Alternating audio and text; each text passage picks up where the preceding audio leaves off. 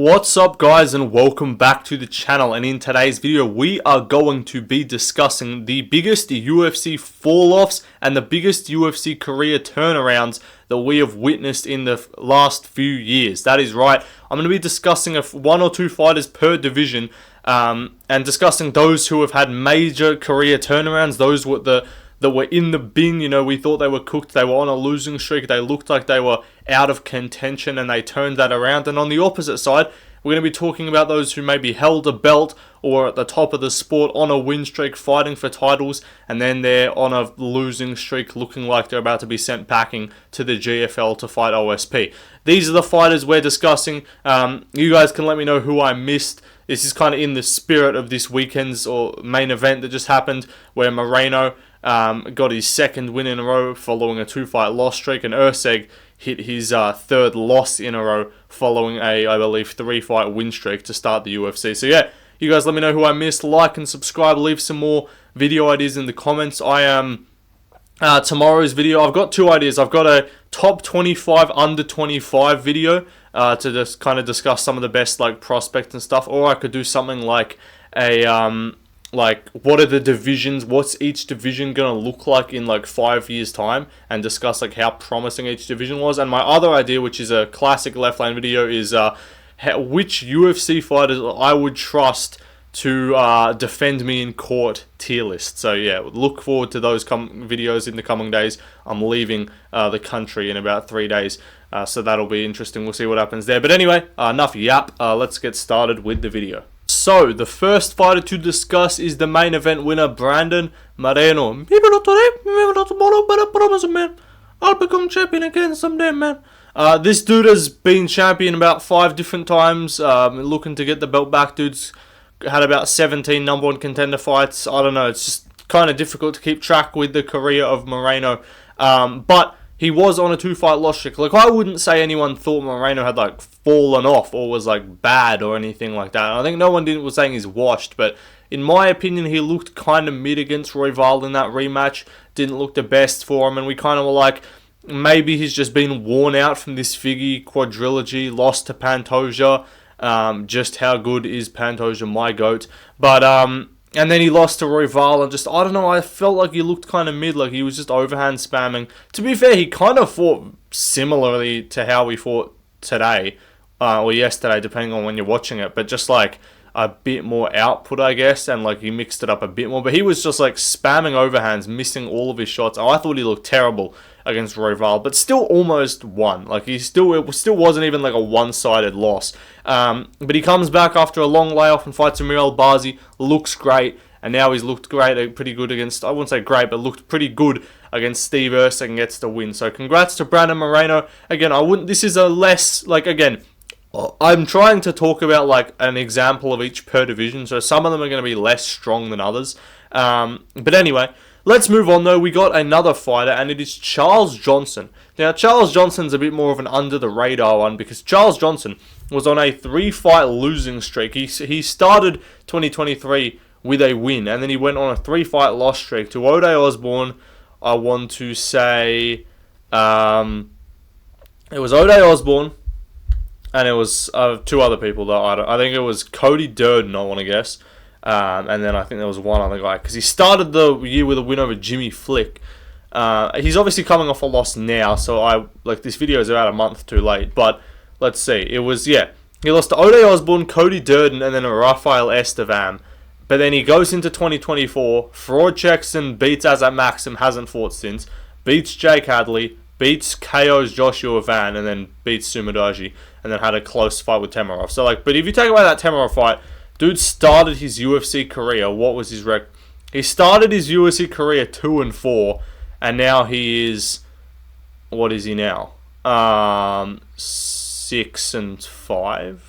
He's 6-5 now, so he's evened it up. But yeah, he started 2-4, and he's then went on a 4-fight win streak. So pretty solid. Obviously, he lost his most recent fight, but still pretty good turnaround from Charles Johnson. Like, everyone thought this dude was like just apex all-star, generational prelim bot fighter, and now he's actually like become a good fighter. Like, he's still very, I don't think he'll be top 10, but he's still a very solid guy in the division.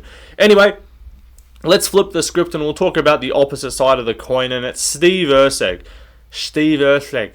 Because my guy Steve Erceg, Bedtime MMA, came into the UFC on short notice, had a great performance against David Dvorak. Who did he beat after that? I want to say it was Alessandro Costa, because he was going to fight Matt Schnell, I believe, and he fought Alessandro Costa. Then he beat KO's Matt Schnell, so that fight got rebooked. And then he gets Pantoja and almost wins, loses 3-2. Close fight, very competitive. Had people screaming robbery because they cope anytime they see a competitive fight where the challenger does better than expected. And then he gets fucking chinned by this gremlin midget, Kai Kara France. So that's tough. And now he's just lost a pretty clear decision to Moreno. And it's all of a sudden, dude's 3-3 in the UFC. It's tough, I think. Because he started, it was 3-0 to start. So it's a rough run of things, I want to say, for the boys Stevie Erceg. But yeah, I don't know, it's tough. Who do you give him next? Do you do Almabayev? Do you do Joshua Van after he fights and beats Bruno Silva? Because that'll happen. Lock that in. Who do you do for Erceg next? Because yeah, again, 3-3 in the UFC now after starting 3-0. Weird, crazy how quickly your career can turn around. Anyway, let's move on, and we're going to move up to the Bantamweight division. Next up, Bantamweight, we got Petr Yan. We're talking about, obviously, career turnarounds here. Did anyone actually think this dude had fell off? No. But it was kind of just sometimes you don't have to have, fallen off to go on a losing streak, right? And honestly, to be real, most of these fighters who are having these career turnarounds never fell off. You don't rapidly decline in skill and then start winning again. That doesn't really happen. What usually happens is you just get a tough run of stylistic matchups or decisions that don't go your way. But yeah, this man, if you go on paper, was 1-4 going into the Song Yadong fight, was 1-4 in his last 5 on a 3-fight loss streak. Right, given all by decisions, the DQ to Aljo, I think many people can kind of write off. But dude beat, he was on a massive win streak, coming off wins over Uriah Faber. Jose Aldo obviously whoops up on Aljo, ends up getting DQ'd, comes back in the Sandhagen fight. He's so back. Jan's just going to become champion again. We're just waiting for it to happen. And then Aljo split decision, O'Malley split decision, Marab obviously Marabbed him. And then obviously gets the wins over Song Yadong and Devilson Figueiredo. So great turnaround, I would say, for Petr Yan. Definitely, I think many fans are happy to see this one for sure. Anyway, though, let's move on, and we're going to talk about the career fall-offs. And the first one to discuss is Henry Cejudo. Dude was in the crowd at Mexico City. Dude, I swear to God, this man will just deny that he's Mexican at all costs. And he'll just say, I don't rep Mexico, I don't fucking walk. He named his daughter America, for fuck's sake. And he walks it, he's in the crowd in Mexico, they start booing him. Dude's I'm never fighting in Mexico, I hate Moreno, I want to fight Moreno. I don't rep Mexico. And he goes there and then he, is, upset when he gets booed. The fuck did you expect? But anyway, yeah, talking about his actual career, dude was literally Triple C. I'm Triple C, guys. Guys, I won an Olympic medal, guys. Dude would not shut the fuck up about how he's the best fighter to ever exist, and he just Dana, I think I'm gonna retire tonight. I'm happy with my career. I've done all I can in this sport, and then he just goes away, and then Valentina Shevchenko, I am gonna be the first intergender world champion. And then he's just yapping his head off, and then he just dips for ages and then just decides he wants to come back because he ran out of money. And then he's just I'd love a tune-up fight, O'Malley. And then he just comes back and fucking loses to Aljo, loses to Marab, and now he's lost to Song Yadong. And now he's talking about his next fight's going to be his retirement. This motherfucker's going to end his career on a 4-fight loss streak after being a fucking simultaneous double champ. Crazy. Anyway, though, let's move on. The other fighter at Bantamweight, the one that'll go down in history as a generational career fall-off, is Cody Garbrandt. Cody No Chin Garbrandt. This man was on top of the world for one night. I still hate the narrative that, oh my god, Cody Garbrandt against Dominic Cruz beats anyone ever. And I'm just does he though? Does Cody Garbrandt winning a 48-47 decision or 48-46 decision with a 10-8 round over Dominic Cruz 3-2 with a 10-8. Does that really convince you? Are you really that sold that that guy who beat no power, pillow hands, fucking Dominic Cruz, most like favorable stylistic matchup from in the entire fucking top 10, basically. But that guy beats everyone on one night. It's like, does he though, or does he basically fight like that every time? And was solely trained like Alpha Male did not give a singular fuck about Cody Garbrandt as a person. They just trained someone. They found who they could train for the sole goal of beating Cruz, and they did it. Because Cruz had that gym on a leash, and then they finally figured out that they could get Cody to beat him, because again, Cruz has no power. But anyone with power, dude's been absolutely cooked. Like, this man went from, again, being called like the best fucking fighter in the world on that one night to now he was booked against fucking Miles Johns in the Apex.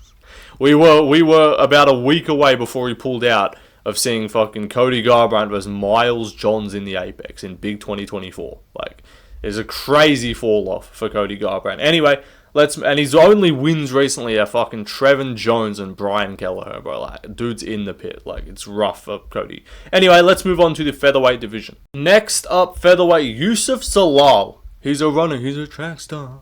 Yusuf Zalal, dude, major respect, honestly. Like, the performance against Cater was fucking ass, but I mean, it was a good performance, but the third round was annoying. But dude literally got cut from the fucking sport, and he's managed to come back and become a ranked fighter. So like, I gotta respect Zalal for, like, he's turned it around. Because let's read out this man's career, because he went competitive with Ilia Aptorio, right? But yeah, he won his first 3 fights in the UFC, right? Nothing too impressive, all decisions. Loses decisions to Ilia Topuria, Sung Woo Choi, Sean Woodson, has a majority draw with Damon Blackshear, right? Gets cut. Goes off and wins 3 fights in Sparta fucking Combat League against some bums. Comes back, subs Billy Q, subs John Aaron, subs Jack Shaw, gets Kelvin Cater, kind of washed and beats him. But I gotta respect the career turnaround of Yusuf Zalal. So yeah, he definitely deserves a mention. Again, no one else at featherweight really came to mind. Like, I guess Yair ages ago got cut or whatever and came back. I think, from memory. But yeah, there's no one really at featherweight who's had like a crazy I guess even Diego Lopez, to be fair, based off just like losing on Contender Series to now fighting for the belt. But yeah, in terms of like a prolonged career like streak of bad losses, he lost 3 fights in a row, including a draw. Got cut and came back. So crazy turnaround for Zalal. Anyway, the other guy is his most recent opponent, Kelvin Cater, who went from fighting Max Holloway and being called to the fucking freshman and people thinking this dude was the best boxer in the UFC. Well, not really, but that's what there was. This dude was like a plus 140 against Holloway, by the way. Like, this guy was not even like plus 200, plus 2, like he was plus 1. Like, this fight was considered really competitive. And now he's 5-1 in his last 6. Obviously, since that Holloway fight, yeah, he's 5-1. Obviously, since the Giga fight, he's 0-4. But yeah, like, beat Dan Ige, KO Jeremy Stevens before they lost as a beat. Fucking hate the narrative around Zabit too. First ever man to have a fucking UFC event changed to a 3-round main event because he didn't want to fight 5 because his gas tank was too shit. But yeah, Kelvin Cater, for sure. Like, obviously he'd had losses. It wasn't like he was some undefeated guy, but he lost early in his career. But still, like, 4-fight losing streak now, was fighting basically for a number 1 contender spot against Holloway for the belt. To get a shot at the belt, loses. Gets 445 on his head, and then beats Giga. We're like, sick. That was after like a year coming back, and then yeah, since then it's been 4 losses. He got unlucky with the Emmett decision. To be fair, I thought he won that. Lost to Arnold Allen, knee injury, tough. Aljo just kind of chucked him around, and Zalal was too quick for him. So yeah, Kelvin Cater, definitely a tough streak for my boy. Anyway, let's move on to the next fighter. Lightweight division. If we're talking like all time, I would say like the turnaround of Charles Oliveira at lightweight would be on there. But if we're talking recent, like last decade, since 2020s, I would say it's Dan Hooker. Dude was, I believe, on a 3-fight loss streak, 4 out of his last 5 being losses, from memory. Alright, hang on.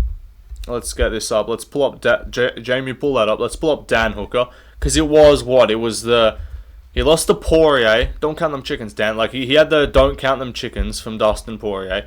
Where that was full salty man Poirier at that time. And then, who else since then? I think it was Poirier. He got KO'd by Chandler. He made a desperate, I think, let me see the order. Sorry, it was Poirier, Chandler, beat Nasrat Haqparast. That's just going to happen. Gets subbed by Islam. Again, to be fair, that was a quick turnaround. And then Arnold Allen made a desperation cut to featherweight and gets finished by fucking Arnold Allen. Arnold Allen finished you. You're cooked. That's what we were thinking, right? And then he goes back up, beats Claudio Puelles in probably the most pathetic display we've seen since Ryan Hall versus Ilia Topuria. And then we got the Jalen Turner split decision, the Gamma split decision. So yes, they have both been splits, and he has looked very questionable. So I don't think his skill level has increased or is any better. But the career turnaround is undeniable from where he was at. Like, people thought this guy was cooked to he was about to fight Gaethje, and he's probably going to fight him. Might fight him again if they don't do Gaethje Islam for whatever reason. That would fucking shouldn't happen. But anyway, next up though, at lightweight, we're talking about Falloff. I'm talking BSD. Now BSD, it's only a 2-fight loss streak right now, but like, am I the only one who is just like, no one really, like, no one's looking at BSD as like a guy in contention. Everyone's just like, oh yeah, BSD, that's that. He's on his way out. He's cooked. Like, Alvarez is going to fucking butcher him if they fight. I don't think that's happening anymore, by the way. Because that was announced. That was, like, rumored, like, a month ago. And it hasn't been announced. So maybe that's not happening. But still, we're looking at this guy being like, yeah, he would lose to fucking, like, Manuel Torres KOs him. Which he would, probably. Like, there's so many guys outside the rankings who would beat him. Like, Ludovic Klein beats him. Rebecki would beat him. Alvarez would beat him. Rufi would beat him.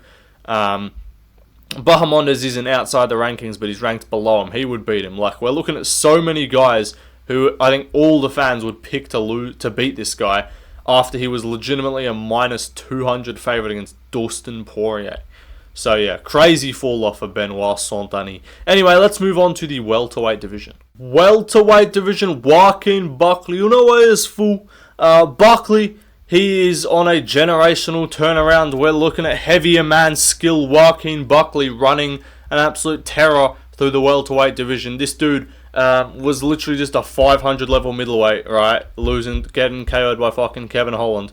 And now he's a force at welterweight, and people are like saying this dude's got one of the better chances to beat Bilal. Alright?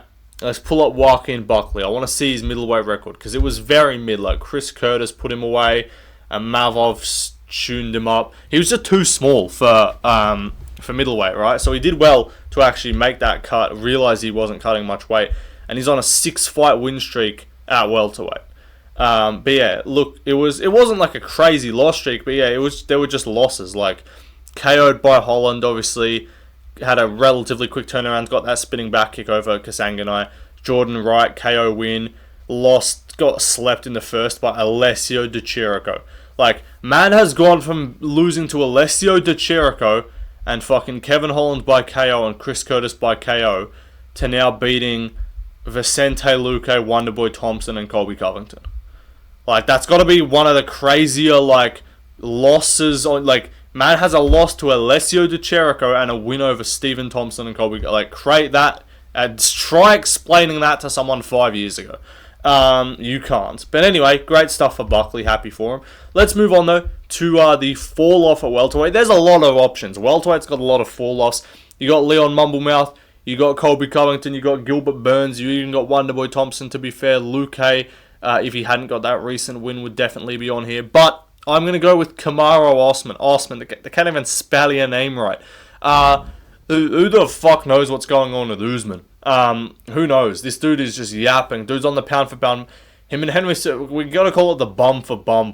Sounds like a fucking weird name, but like, this is the can for can podcast, bro. These dudes are mid as hell. The fall for fall podcast, because these dudes are falling off. It's been rough for Usman, right? And the thing is, like, none of his performances we thought were like that bad, but in hindsight, it's like, yeah, that trilogy performance against Leon was kind of ass. Like, you're letting Leon press you on the feet. Like, you're not just walking down Leon Edwards and ragdolling him. Like, that's not the best look, to be honest, because Leon has just been exposed as, like, mid as fuck. Like, someone telling me you wouldn't, like, consider picking fucking Renat Fakhretdinov to beat this dude in a 3-rounder. I'm talking about Edwards. Like, you're telling me you wouldn't back, like, one of these unranked fucking welterweights to just be able to, like, take down Leon for, like, 2 rounds and just eke out a decision. Like, it's crazy. You cannot say that about, like, any other champion. Like, no one's being like, you know what? Yeah, I think Volk could probably just get outstruck at range by fucking Melquiziel Costa. But, like, everyone's, like, genuinely like, yeah, this dude might just lose. Like, everyone's like, this dude's going to lose to anyone. Like, anyone he fights who can shoot a takedown, Leon's losing. Which I don't think it's that bad, but still. Usman not being able to just smoke him is kind of iffy, to be honest. Like, it's a terrible style. Like, it's just mid. And I don't know, it's like, champion to now, hasn't fought in about 16 months, isn't going to fight until about 20 by the time he fights. Who knows? Maybe Prates says he has news soon. They're all like, since the Jeff Neal fight's cancelled. What are we thinking? Prates versus Usman? I doubt Usman takes that. Prates versus Buckley, Gary. I don't think it'll be Buckley. Buckley should be fighting Usman. That's what should happen. But, like, who knows? Anyway, but yeah, Usman, rough work for him. Anyway, let's move on to the middleweight division. Next up, middleweight, Israel Adesanya. Botched. I didn't manifest this. This was not a part of my storyline. But trust, I'm going to come back like a boomerang. Izzy, Jizzy. Yeah, he's it's been rough work for the last Gyno Bender. Dude has been on a literal 500 level record since the Costa fight. Like, Blachowicz fight onwards. It's been rough work for Izzy. Like, I know he had that patch, and if you want to narrow it down and stat pad and make it, like, narrow the sample size, you can do that. And I think, what is he? I know he's 1-3 in his last 4, which is tough.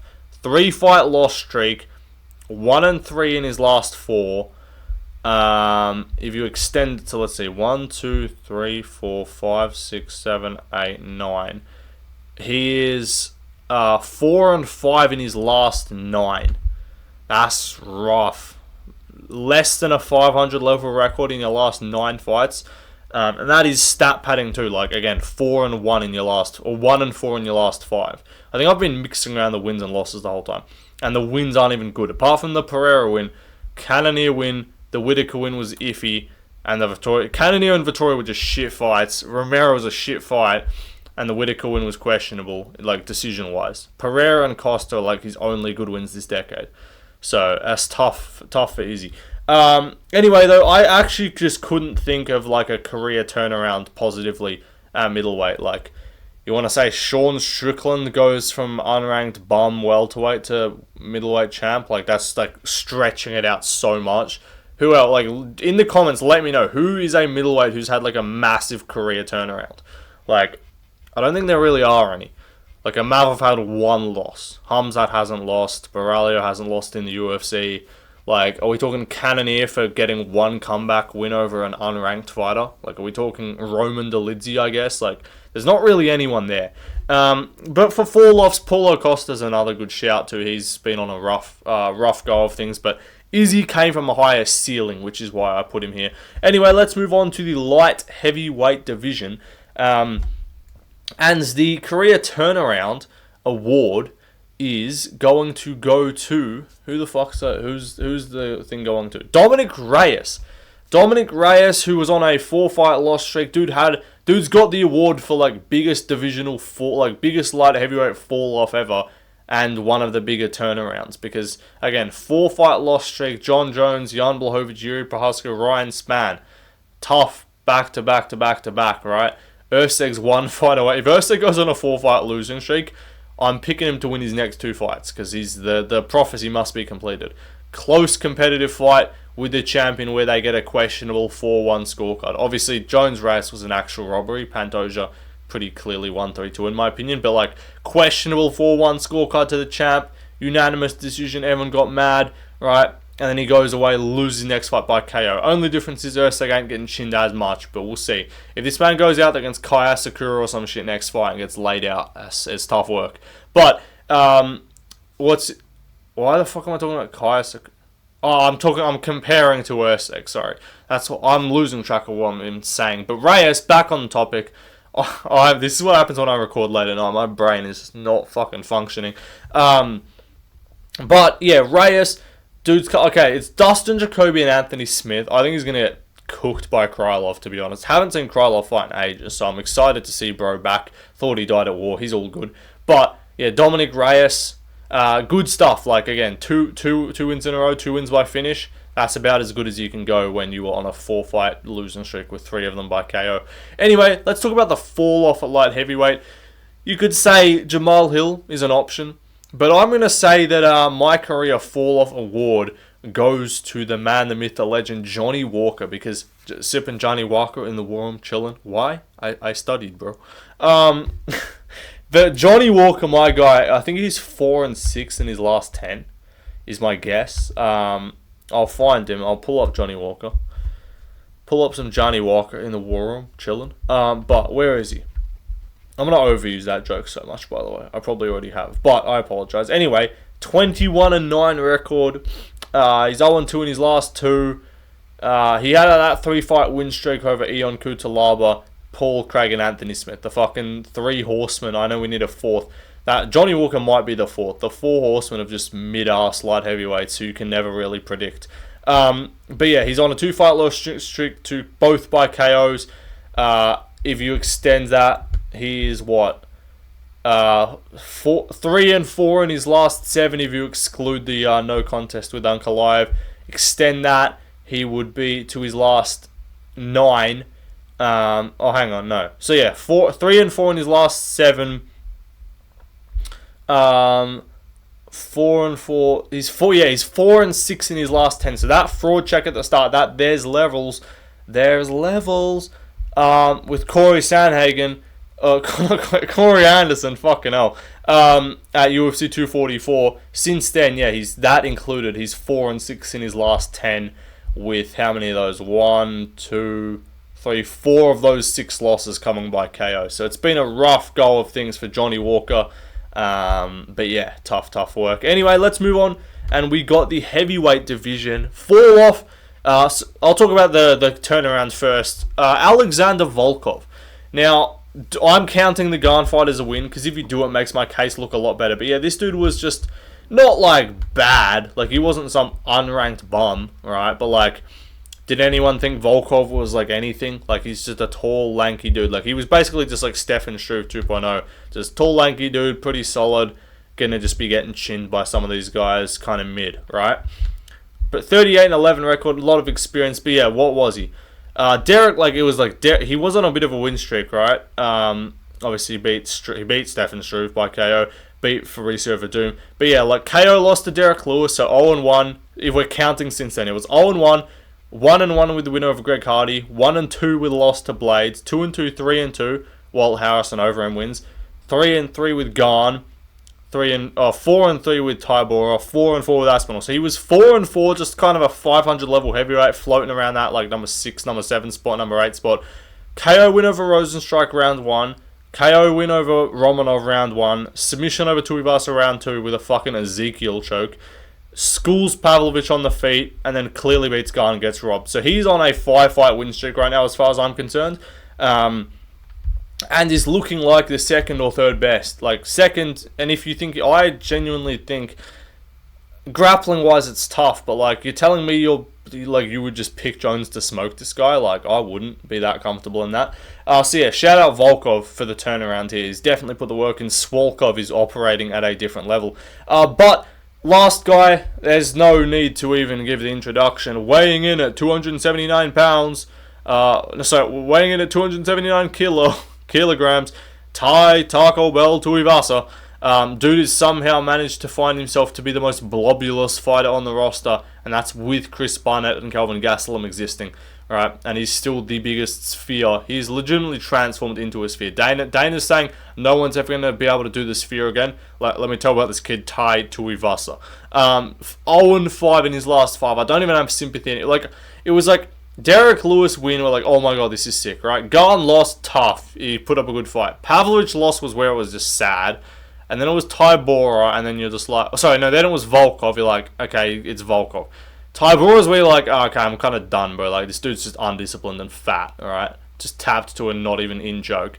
And then, like, just a neck crank. Not even like a neck, just an across the jaw squeeze. And then he fights Rosenstrike and just doesn't even look like he's fighting him properly. Like, it just, I gave up on Ty. Like, will I be happy if he wins for sure? But am I, like, heartbreak? Like, if he goes out there and gets KO'd, am I going to be like, damn, bro, like, no, I honestly, like, this man has made it impossible to actually be invested in his career. 0-5 in his last 5 is crazy. Anyway, that'll do it, guys. Hope you enjoyed. Like, subscribe, leave a comment. Who do you think are the biggest career fall-offs and all that shit? And yeah, goodbye, I guess. Peace out. Drop some more video ideas and that, and subscribe. Bye.